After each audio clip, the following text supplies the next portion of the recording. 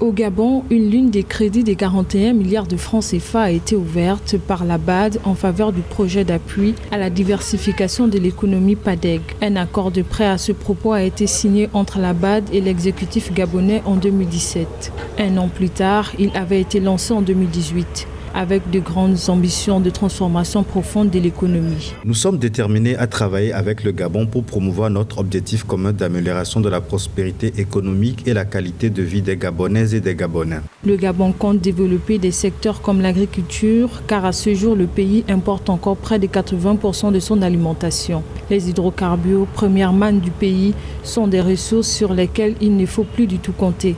Constitué à 85% de forêts, le Gabon mise sur ce secteur. Il faudrait déjà que le discours des autorités change, parce que vous vous rendrez à l'évidence que les Gabonais, pour la plupart, continuent encore à se ravitailler, par exemple, en culture vivrière au Cameroun, ce qui n'est pas normal. Les spéculations agricoles qu'on cultive au Cameroun, on peut facilement les développer également au Gabon. Je peux, par exemple, donner un bon point aux autorités gabonaises, le président de la République notamment, pour le fait qu'il ait eu à s'appuyer sur le singapourien Olam, par exemple, pour pouvoir développer l'élaïciculture au Gabon, c'est-à-dire la culture du panier à huile. Le PADEG accompagnera également le gouvernement dans ses efforts d'amélioration du climat des investissements. Il lui permettra aussi d'améliorer la compétitivité des PME-PMI et du secteur de l'artisanat. Selon des analystes, la diversification ne réussira qu'avec un climat des affaires compétitif. Ils insistent donc sur la nécessité d'impliquer le secteur privé et d'améliorer la qualité des produits locaux.